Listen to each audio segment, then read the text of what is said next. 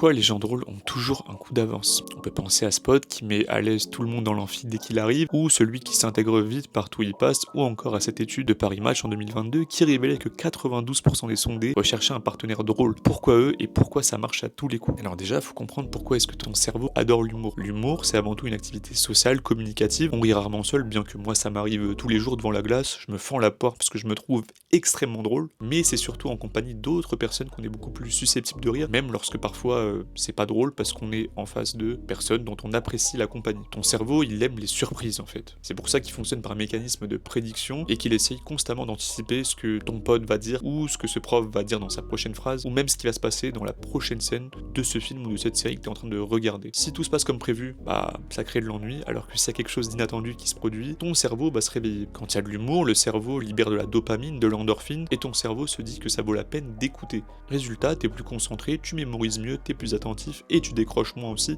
accessoirement. Un prof chiant qui va avoir un discours prévisible, sans aucune surprise, et ben ça va faire qu'après le partiel t'auras tout oublié, alors que un prof drôle, en utilisant des ruptures de ton, des exemples inattendus et un humour léger, ça peut le rendre beaucoup plus appréciable. À ton avis, pourquoi est-ce que tu te souviens encore de certaines phrases ou de certains moments qui datent de 5 ans par exemple? C'est pas parce que le moment était important, mais parce que c'était lié à une émotion positive. Faut comprendre que l'humour, c'est ce qui crée du lien instantanément. Ça brise la glace, ça diminue la gêne, et ça crée un nous au lieu de deux jeux séparés. Donc on passe de l'individu au collectif. Par exemple, lors d'une première soirée, ou lorsque tu arrives dans un nouveau groupe de TD, ou même lors d'un date, en fait l'humour, ça va montrer à la personne en face de toi qu'elle peut se sentir à l'aise et qu'elle est en sécurité. Il y a 4 mécaniques simples si on devait comprendre l'humour. D'abord, il y a toujours un contexte, ça dépend d'où t'es, avec qui, dans quelle ambiance, quel lieu. La même vanne, elle peut être hilarante à 23h, mais elle peut être cataclysmique à 8h du matin. Ensuite, il y a un décalage, donc c'est lorsqu'il y a une différence entre l'attente créée et le résultat. Donc sans surprise, il n'y a pas de rire. Ensuite, il y a une émotion positive, c'est-à-dire c'est lorsque tu comprends le décalage, que ton cerveau ne se sent pas menacé. Parce que si par exemple l'émotion ressentie c'est du malaise, de la peur ou de l'humiliation, bah tu vas pas rire, crois-moi. Et à la fin, il y a un partage. Donc le partage, c'est le rire. Comme je l'ai dit, l'humour, c'est une activité sociale avant tout. Et là, bah c'est un signal de connexion qui va au-delà de la simple blague. Et je vais vous montrer tout de suite un extrait où on voit ces 4 choses. C'est pas forcément une blague, mais là vous allez comprendre que le moment est très très drôle.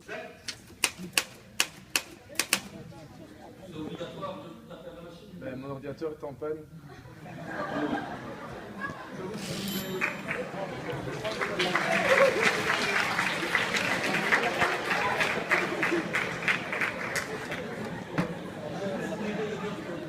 Alors maintenant on va parler des différents types d'humour qui fonctionnent selon moi et selon ce que j'ai pu observer. Alors bien sûr, petit spoiler, ces types d'humour sont à utiliser en fonction du contexte et de la personne qu'on a en face de soi, sinon ça tombe à l'eau, ça sert à rien. On va commencer par l'autodérision, c'est le fait de rire de soi. C'est très utile pour désamorcer, pour créer de la proximité et montrer que t'es aussi à l'aise avec toi-même. On peut prendre l'exemple de Chandler Bing dans Friends qui en fait constamment.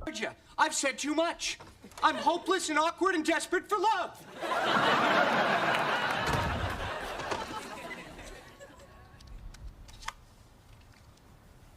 Hey, Janice, it's me.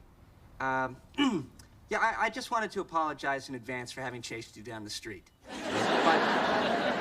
Qui se moque constamment de lui-même, mais derrière il cache aussi une sorte de malaise. Et donc c'est ça le risque, c'est de ne pas tomber dans cette autodérision excessive qui ne serait pas adaptée au contexte parce que ça va montrer qu'il y a une sorte de gêne vis-à-vis de toi-même ou que t'es pas à l'aise avec toi-même. Et puis il y a aussi ceux qui font de l'autodérision fausse, juste pour s'attirer l'approbation, la validation des autres, pour qu'on les complimente en fait. Ils vont faire exprès de se dénigrer. Ensuite on a l'humour de situation. Alors là il y en a 2 types. Il y a celui où tu commentes et tu ris de toutes les absurdités, de tout ce qui se passe autour de toi. Donc ça typiquement quand je sais pas, t'es en cours par exemple dans l'amphi, dans un TD ou dans les transports, et ça c'est ce qui se rapproche le plus de l'impro en fait, parce que tu vas devoir t'adapter au contexte autour de toi, à ce qui se passe, et aux personnes que t'as aussi, et toi rajouter ta touche personnelle par rapport à ce qui se passe. Et ensuite on a l'humour de situation, je dirais, sur la situation en elle-même, où là c'est pas la blague qui est drôle, mais ce qui se passe en fait. Et là on peut penser à Loris Giuliano qui excelle dans ce domaine. Je vais vous montrer cette séquence avec Pierre Ninet. Est-ce que mes parents sont morts? Non. Non, ils sont pas morts. Ouais, ça se verrait plus. C'est vrai? Ah ouais, Je ouais. serais touché. T'aurais moins cette légèreté, je pense. Tes parents sont morts?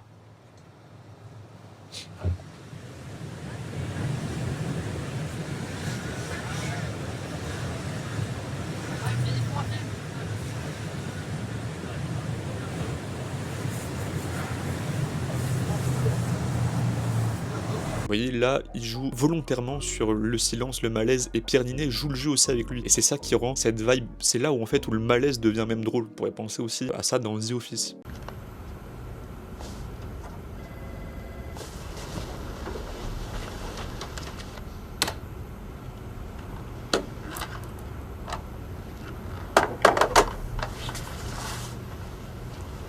Ensuite, il y a le sarcasme et l'ironie. Alors là, c'est en fait dire le contraire de ce qu'on pense. Ça peut révéler une sorte d'intelligence, mais ça peut aussi, si c'est utilisé avec une mauvaise intention, révéler une certaine froideur et te rendre méprisable. Donc ça, bien sûr, c'est à ne pas faire avec quelqu'un qui n'a pas de second degré ou qui ne sait pas rire de lui-même, par exemple. Là, on pourrait penser à Lucifer qui en fait constamment. What are you going to do about it? Why, make you a believer, of course. Stay away! He's a devil!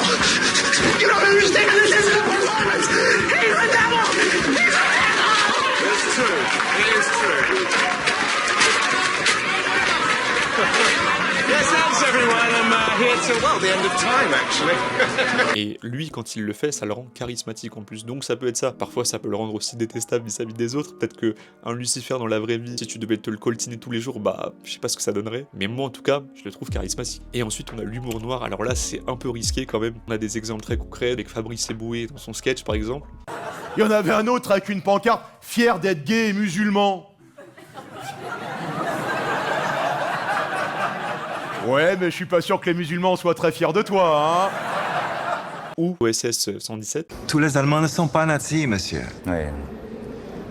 Je connais cette théorie, oui. C'est deux situations différentes, mais vous voyez, ce qu'ils font, c'est qu'ils s'adaptent à leur auditoire. Ils savent, par exemple, Fabrice Eboué dans son spectacle, les gens le connaissent, ceux qui viennent savent à quoi s'attendre, et donc ces blagues passent bien, surtout qu'il dit pas ça juste comme ça. Et dans OSS 117, c'est juste la caricature qui est poussée à l'extrême. En aucun cas, c'est à prendre au sérieux, mais c'est le fait de pousser ça à l'extrême qui rend la chose drôle. Et alors, petit bonus supplément, je dirais la répétition. Je parle pas juste du fait de pratiquer, mais la répétition, par exemple, d'une blague ou d'un truc qui s'est passé, et de le ressortir, ça, je sais pas, 2-3 heures après que ça s'est produit, ça va créer des private jokes et ça va créer en fait ce qu'on appelle un running gag. C'est ça qui va créer de la complicité entre des personnes. Par exemple, si c'est un truc qui a créé un fou rire, bah, si tu le ressors quelques temps après, ça va refaire cet effet-là. Après, bien sûr, faut pas en abuser parce que si tu le ressors tout le temps, ça perd de son intérêt. Mais c'est un truc que tu peux ressortir, par exemple, 2-3 heures après. Et ensuite, s'il y a un autre truc qui fait penser à ça par rapport au contexte, tu le ressors même plusieurs jours, voire plusieurs semaines, mois après. Ça va toujours faire rire en fait. Donc, comme tu l'auras bien compris, dans tous les humours que je t'ai présentés, il y en a aucun qui est ni bon ni mauvais. Tout dépend du contexte dans lequel tu utilises et surtout de l'intention avec laquelle tu utilises. Pour devenir plus drôle, il faut aussi que tu te prépares à faire des blagues qui échouent à flop lamentablement. Donc c'est en faisant par exemple plein de blagues qui puent la merde et une qui réussit que ton cerveau, par effet de neuroplasticité, donc c'est lié à l'apprentissage, va faire le tri, le lien entre ce qui a échoué et ce qui a réussi, à se servir de cette base là pour la suite et surtout se souvenir de ce qui a échoué pour ne plus refaire les mêmes erreurs. Et résultat, bah tu deviens meilleur avec la pratique. Et surtout, alors c'est un peu paradoxal avec ce que je viens de dire, mais il faut pas se forcer non plus. Si t'as fait une bonne blague et que tout le monde rit, c'est peut-être le moment d'arrêter. Les gens, ce qu'ils font par gourmandise souvent, c'est qu'ils sont bien, ils se disent ah je suis dans le bon mood et tout, donc ils en refont une. Et en fait, ce qui se passe, c'est que la prochaine blague que tu fais, ça te fait perdre plus d'aura que t'en avais gagné juste avant. Donc ça doit toujours rester naturel dans le flow des conversations. Sinon, de toute façon, si tu veux forcer, ça va se voir. Par exemple, si t'es en soirée et que tu fais des blagues constamment en faisant de l'autodérision excessive ou du sarcasme, de l'ironie sur la personne de quelqu'un d'autre, et ben tu vas être vu très vite comme un mec relou et on va te trouver détestable, antipathique. Donc être drôle, ça peut te rendre à la fois appréciable ou détestable en fonction de comment tu l'utilises et de la fréquence. Et je vais aussi profiter de ce moment pour briser quelques mythes sur l'humour. Par exemple, quand on dit que les gens drôles sont toujours heureux, bah c'est un peu faux. C'est pas parce qu'ils dégagent une certaine énergie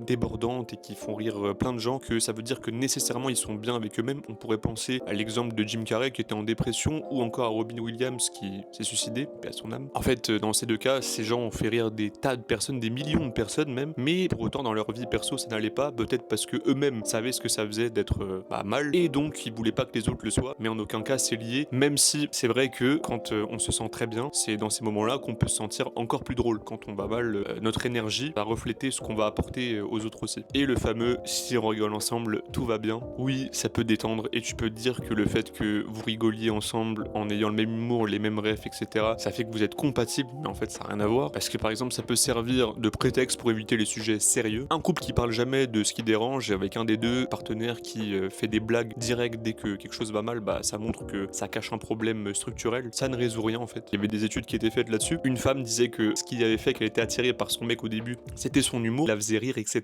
Et à la fin, qu'est-ce qui s'est passé? Le mec en fait, on pouvait pas avoir une discussion sérieuse avec lui parce qu'il faisait constamment de l'humour, il utilisait constamment des vannes, donc un peu compliqué. Donc comme tu l'auras compris, l'humour c'est une compétence sociale qui va t'aider à créer plus de liens, à te faire apprécier partout où tu passes, à désamorcer des situations, à te sentir plus à l'aise. On a tous des humours naturellement dans lesquels on est plus fort et c'est à toi de comprendre dans lesquels t'excelles. Faut aussi comprendre qu'il y a des gens qui ont ce talent inné d'être drôle, mais tu peux aussi l'avoir juste par la pratique en fait. Et il y en a même qui ne se rendent pas compte encore du pouvoir qu'ils ont d'être drôle.